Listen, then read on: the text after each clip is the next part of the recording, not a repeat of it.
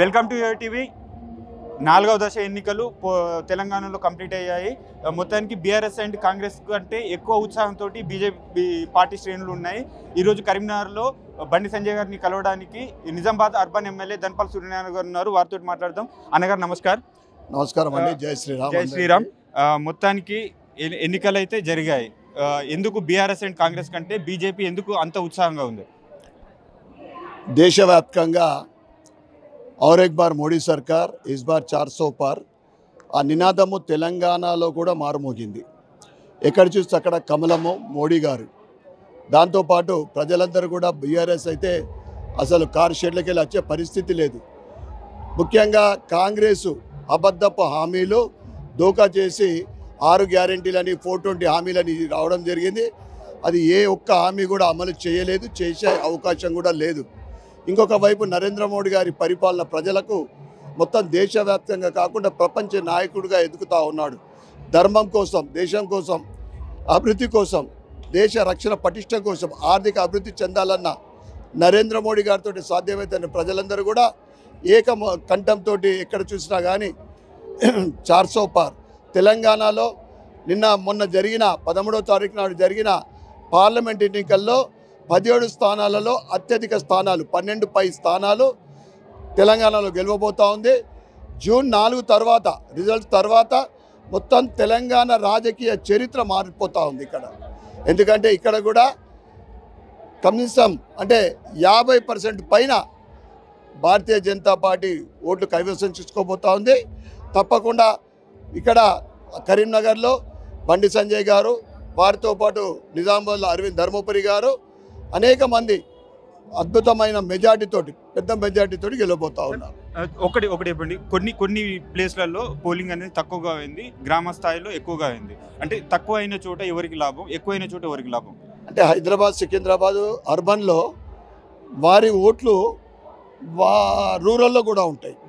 చాలామంది ఆంధ్ర వెళ్ళింది మనం చూసినాం. మొన్న ఏదైతే మోడీ గారు చివరి లోక్సభలో అభి తక్ ట్రయల్ దేకే ఆగే అసలు సినిమా దేఖనే కా హై, ఏదైతే ఆధార్ లింక్ తోటి ఎప్పుడైతే ఈ ఓటు లింక్ అయి చేయబడుతుందో అప్పుడు ఈ డబుల్ ఓట్లన్నీ కూడా తీసుకెళ్ళబడతాయి. ఈసారి అందరు కూడా హిందువులు పోలరైజ్ అయినారు, హిందూ ఓట్లు పోలరైజ్ అయినాయి. నా భూతం నా భవిష్యత్తు అనే విధంగా, ఎప్పుడు లేని విధంగా హిందూ ఓట్లు భారతీయ జనతా పార్టీ వైపు దానికి టర్న్ అయినాయి. తప్పకుండా భవిష్యత్తులో ఇక తెలంగాణలో కూడా ఏదైతే దేశవ్యాప్తంగా అనేక రాష్ట్రాలలో భారతీయ జనతా పార్టీ అధికారంలో ఎట్లయితే ఉందో తెలంగాణ కూడా జూన్ 4 తర్వాత ఎక్కడ చూస్తే అక్కడ కమలమే, తర్వాత రామరాజ్యమే, దేశమంతా కూడా రాబోయేది రామరాజ్యమే. ఓకే, అంటే జూన్ 4 తర్వాత ఎలా ఉండబోతుంది? అంటే ప్రాంతీయ పార్టీలకు అవకాశం ఉండబోతుందా? బీఆర్ఎస్ పరిస్థితి ఎలా ఉండబోతుంది? కొన్ని సర్వేలు చెప్తున్నాయి బీఆర్ఎస్కు ఒక్క సీటు కూడా వచ్చే అవకాశం లేదని. ధర్మానికి, అధర్మానికి, నీతికి, అవినీతికి భారతీయ జనతా పార్టీ ధర్మం కోసం, నీతి కోసం పనిచేస్తూ ఉంది.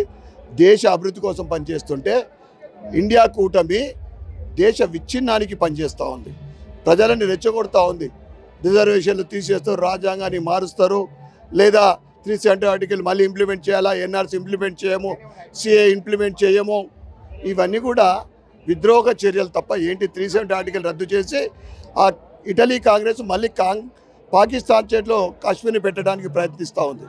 ఈ విధంగా దుర్మార్గపు ఆలోచనలు ప్రజలందరూ కూడా డిసైడ్ అయిపోయారు. ఏంటిదంటే ఈ దుర్మార్గపు నిన్న అఖిలేష్ యాదవ్ ఒక స్టేట్మెంట్, రామ్ మందిరానికి తాళం వేస్తాడు. అలా అయ్యే సొత్త ప్రపంచంలోనూ ఏకైక హిందూ దేశము.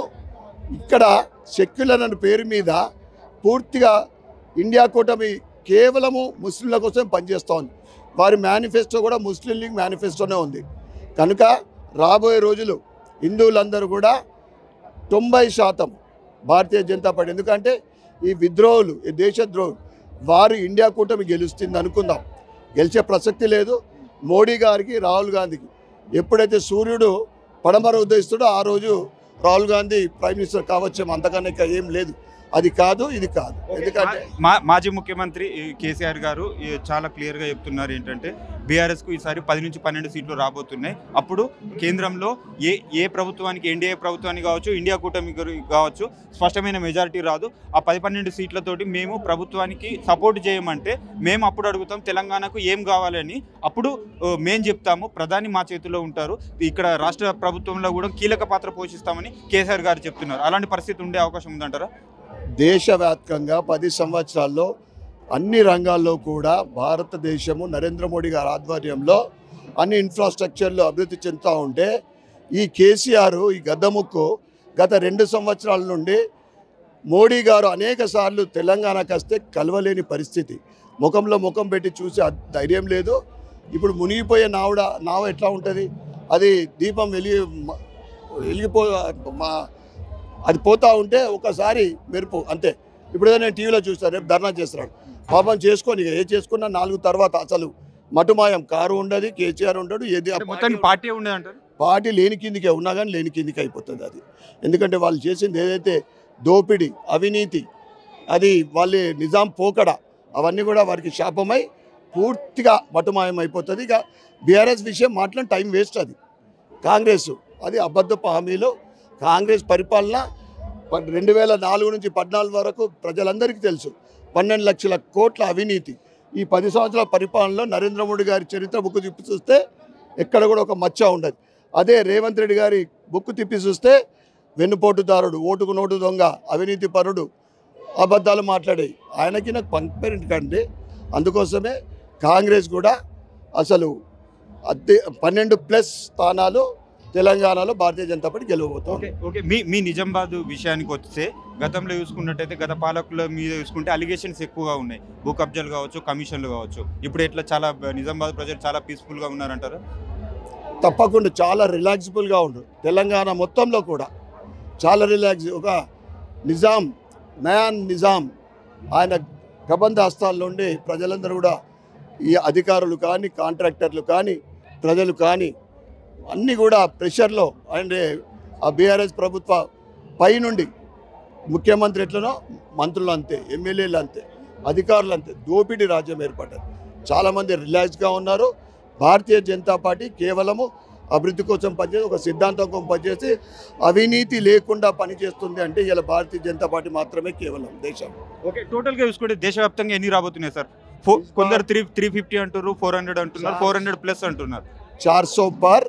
ఎట్లయితే గతంలో 303 సీట్లలో 4 తెలంగాణ నుండి 4 పార్లమెంట్ సీట్లు కీలకమైనయో, 400 పార్లో కూడా తెలంగాణ నుండి కనీసం 12 సీట్లు ఈ 400 పార్కు మద్దతుగా తోడవుతుందని మేము చెప్తాం. ఓకే, థ్యాంక్ యూ అన్నయ్య. ఇది మొత్తానికైతే తెలంగాణలో 10 నుంచి 12 స్థానాలు, దేశవ్యాప్తంగా 400 స్థానాలు గెలుస్తామని నిజామాబాద్ అర్బన్ ఎమ్మెల్యే ధన్పాల్ సూర్యనారాయణ గారు చెప్తున్నారు. కెమెరా పర్సన్ ఆనంద్తో యోటీవీ రాజవర్ధన్, కరీంనగర్ నుండి.